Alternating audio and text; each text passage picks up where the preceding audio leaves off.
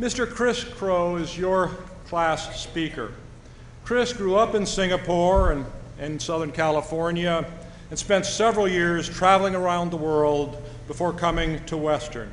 He received missionary training in Norway, volunteered with street children in Romania, and worked on a macadamia farm in Guatemala. At Western, Chris settled down long enough to double major in international business and history of culture with a minor in economics. Outside of Western, Chris serves on the board of Whatcom Peace and Justice Center.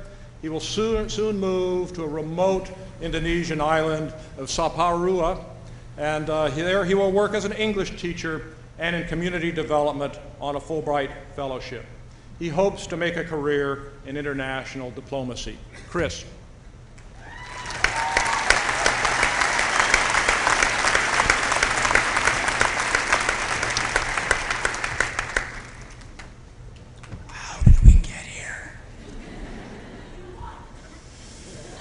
How did you get here? Just kidding. So I just want to start out by sending a shout out to all the ladies. Hey, especially you, Mom. But I'm serious, I want to say something especially to the women here today. Because look around, it is not hard to see that this century is your century, more than any that came before it. You're in the right place at the right time. You've heard of Madeleine Albright, Hillary Clinton, Condi Rice. Well, those remarkable women are a trailer to the blockbuster that you're going to show the world in a few years.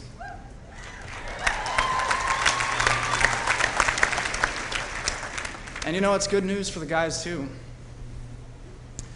Each generation faces unique challenges, so naturally, each generation must discover new kinds of wisdom, and it's my personal belief that a big part of our particular wisdom for our particular generation is going to involve a much stronger representation of the female point of view in the dominant culture.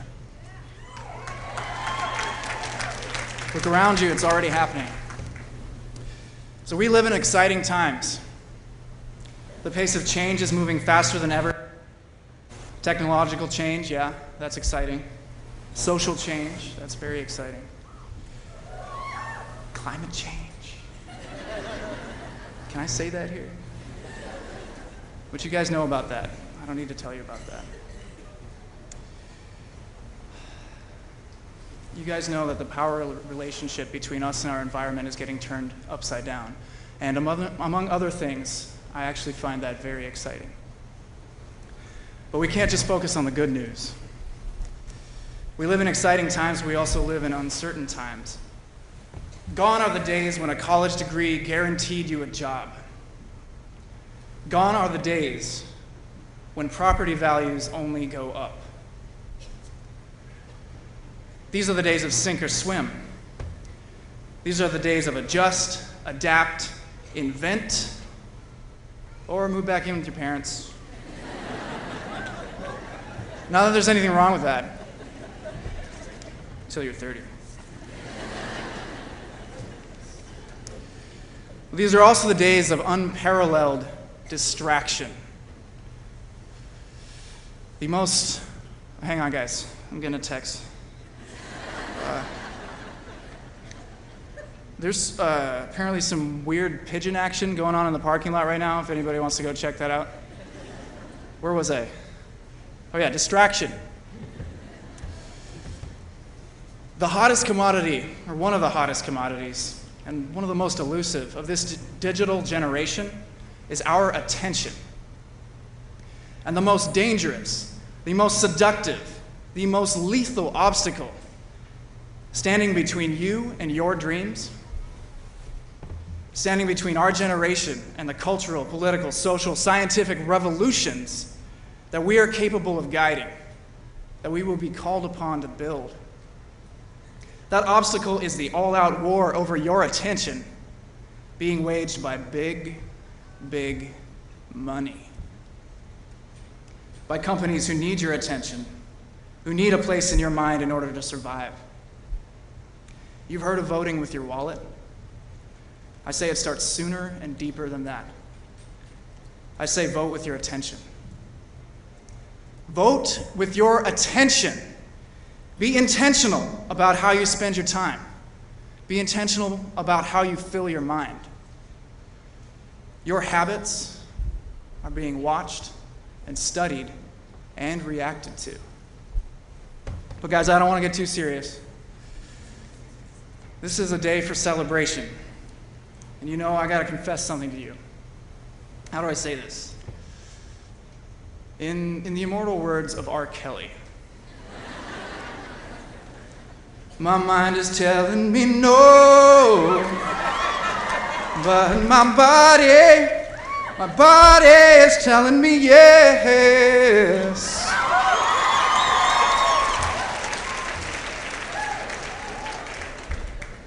Baby, I don't want to hurt nobody, but there is something that I must confess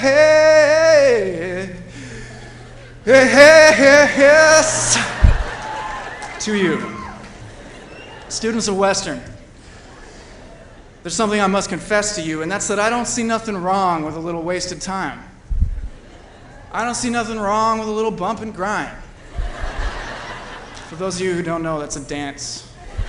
But I'm using it metaphorically here to mean just having a good time when you need to. And I don't see nothing wrong with taking your sweet time to find out who you are and where you're going in this life. But there's going to come a point when you do know. There comes a point, and some of you are there already, probably a lot of you are there already, when you realize, hey, this is me. I'm a writer. I'm an artist, a strategist. I'm a craftsman. I'm a researcher. I'm an entertainer. I'm a situation. To each his own calling, right? But once you get to that point, you're going to have a decision to make. In fact, it's a decision you'll have to make over and over again. Do I go for it? Do I be what I know I am and face the sacrifices that involves? Or do I distract myself?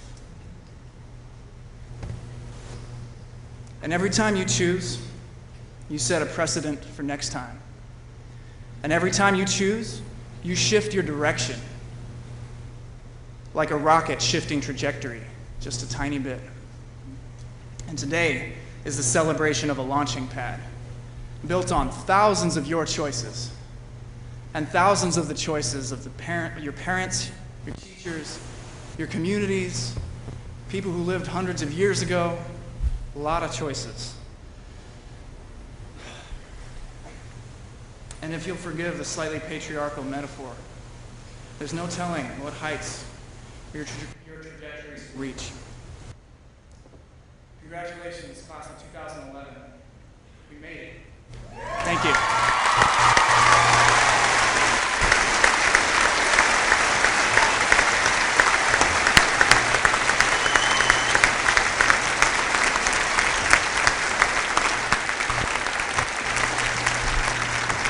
Thank you, Chris.